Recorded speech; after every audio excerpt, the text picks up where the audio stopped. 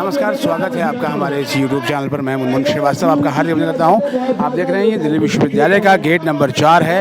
एक तरफ जो है वो छात्र संगठन SFI के बैनर तले छात्र जुड़े हुए हैं और दूसरी तरफ आप देख सकते हैं कि कर्मचारी यूनियन धरना दे रही है। छात्र संगठन का जो ये धरना है वो है postponement of first year exam से लेकर। आइए आगे चलते हैं, देखते हैं क्या हो रहा है। तो more than 69% students told that कि उनकी क्लासेस रेगुलरली नहीं हो रही है। तो अब आपका 3 महीने के सेमेस्टर में, और ये बात ध्यान में रखना चाहिए कि जो फर्स्ट सेमेस्टर होता है, इस सेमेस्टर में लोग बाहर से आके दिल्ली में आके एकोमोडेशन ढूंढते हैं, दिल्ली में सेटल होते हैं, और इन सारे चीजों के बीच में 3 महीने के सेमेस्टर में आप सिलेबस नहीं कंप्लीट करवा पाते हैं।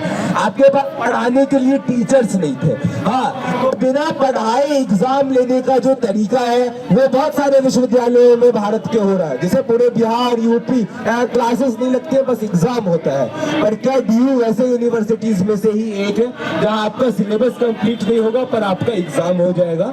हाँ, ये एक सवाल है।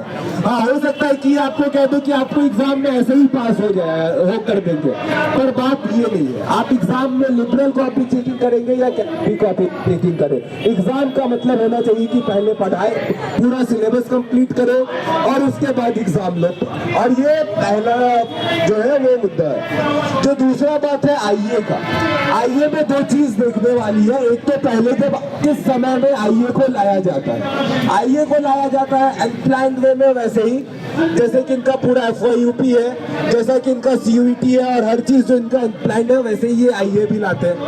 IE लाने के बाद ये लोग, जब टीचर्स तैयार थे, उन्होंने 25:75 के रेशियो में उन्होंने मार्किंग कर दी थी, क्योंकि यही चलते आ रहा था। जब सेमेस्टर स्टार्ट होता है तो बताया भी नहीं जाता है टीचर्स को कि मार्किंग की स्कीम क्या होगी। स्टूडेंट्स को बताया भी नहीं जाता, ना तो उनको ये पता है कि अगले सेमेस्टर का उनका कोर्स क्या होगा, ना तो स्टूडेंट्स को ये पता था कि मार्किंग का स्कीम क्या होगा।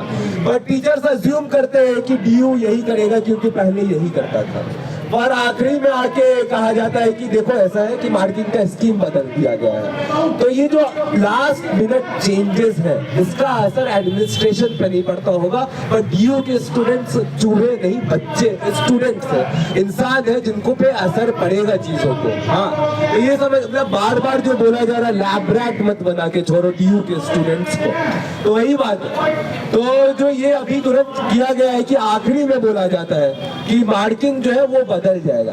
तो एक तो कि किसी भी लास्ट मिनट चेंजेस को हम लोगों को अपोज करना चाहिए एज ए स्टूडेंट कम्युनिटी, और हम लोगों को ये कहना चाहिए जो भी बदलाव आते हैं that should be discussed with teachers, students and well planned and well executed. It should not be like कि तुम कुछ भी डिसाइड कर लो और बोलो कि अब ऐसा होगा। पहला तो ये, और दूसरा है IE के फंडामेंटल्स का बात। IE क्या कहता है? IE कहता है कि जो पहले 25 नंबर इंटरनल्स में थे, अब वो 45 तक चले जाएंगे। अब इस रेशियो में नंबर बटेंगे। अब इससे क्या दिक्कत है? इससे दिक्कत बहुत ही ज्यादा साफ है, जैसे कि कॉमरेड महिला ने भी बोला, तो कॉमरेड सभा ने भी बोला था कि अब आपको टीचर्स की चाटुकारिता करनी होगी। इस कॉलेज और स्कूल में जो फंडामेंटल डिफरेंस होता है कि यहाँ पे टीचर्स डिक्टेट नहीं करते, टीचर्स टेक क्लासेस, आप उनसे एक दोस्ताना व्यवहार बनाते हैं। और इसका भी यही आइडिया है कि अच्छा ही पढ़ाई लिखाई तभी हो सकती है जब क्लासेस में अच्छा डिबेट एंड डिस्कशंस हो। और डिबेट एंड डिस्कशंस करते वक्त अगर आपके दिमाग में ये आएगा कि आप कुछ ज्यादा बोल दिया, टीचर इस बात से गुस्सा हो गया और आपको नंबर नहीं देगा, तो इसमें फिर डिबेट एंड डिस्कशंस हो ही नहीं सकता है।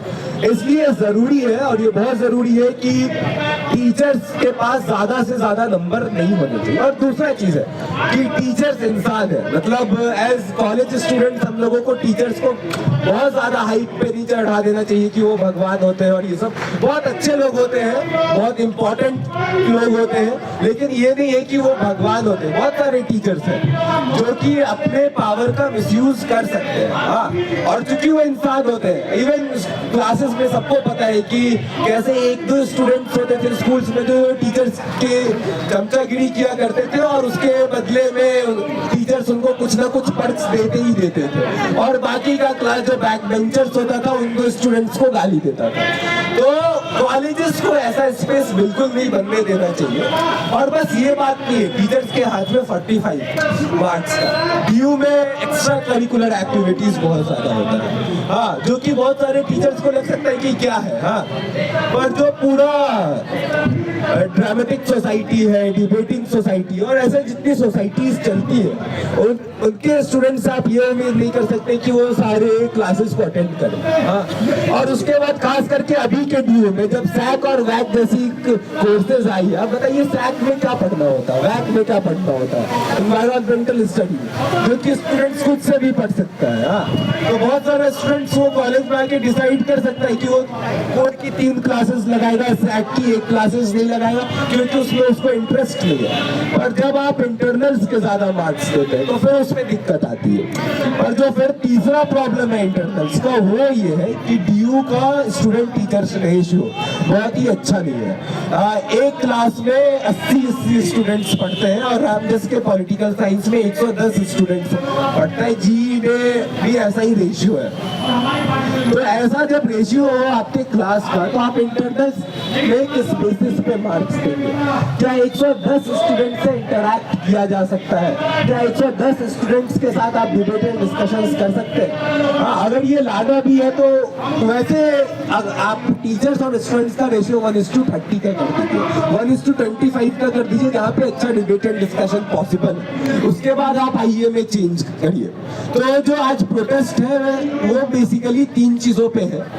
एक है एग्जाम को फौरन पोस्टपोन करना चाहिए, दूसरा है कि कोई भी इमीडिएट कॉल, मतलब जो लास्ट मिनट कॉल होता है एडमिनिस्ट्रेशन को, वो वापस लेना चाहिए और कभी नहीं देना चाहिए, और तीसरा है आएंगी फंडामेंटल प्रॉब्लम्स को लेकर। हाँ, तो अब इस कॉल का हम लोग करेंगे क्या? आज मैं ये बात बहुत साफ कर देना चाहता हूँ कि ये जो तीनों बात पे प्रोटेस्ट आज स्टार्ट हुआ है, ये प्रोटेस्ट पहले के मुद्दों से भी बहुत ज्यादा जुड़ा हुआ है। जैसे कि आप FYUP को देखिए, ये सारा जो चेंजेस हो रहा है वो किसके तहत रहा है? वो FYUP और NEP के तहत हो रहा है, क्योंकि अगर आपका 4 साल का ग्रेजुएशन उनको करने की जल्दी थी, और क्यों जल्दी थी ये आप लोगों को पूछना चाहिए, वो 1 साल वेट भी कर सकते थे शायद, पर उस जल्दी की वजह से आपका 7 पेपर होता है, आपके पास सैक वैक पढ़ाने के लिए टीचर्स नहीं थे, उसकी वजह से एक नया आईए स्कीम आता है। तो ये जो सारी चेंजेस आ रही है उसके लार्जर फ्रेमवर्क को देखते हुए एक तो वो देखना और दूसरा ये समझना है कि आगे हम लोगों को क्या करना है। एक सीधी बात है साथियों, मैं सबको कह देना चाहता हूँ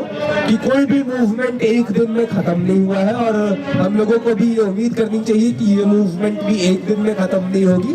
तो हम लोग कब तक यहाँ रहेंगे? तो हम लोग जब तक रहेंगे जब तक इसको वापस ले लिया जाता है। इन्हीं बातों के साथ मैं अपनी बात को खत्म करूंगा। धन्यवाद। सुनिए, छात्र संगठन SFI का ये धरना जारी है और उनका कहना ये है कि एग्ज़ाम को पोस्टपोन किया जाए, और इसके लिए अब SFI का एक प्रतिनिधिमंडल DU के VC को मेमोरेंडम देने के लिए जा रहा है। अगर आप हमारे चैनल पर नए हैं तो चैनल को लाइक करें, इसे शेयर करें और अगर सब्सक्राइब करें, जिससे कि आपको लेटेस्ट अपडेट DU की मिलती रहे। मिलते हैं एक और एपिसोड के साथ, तब तक के लिए नमस्कार।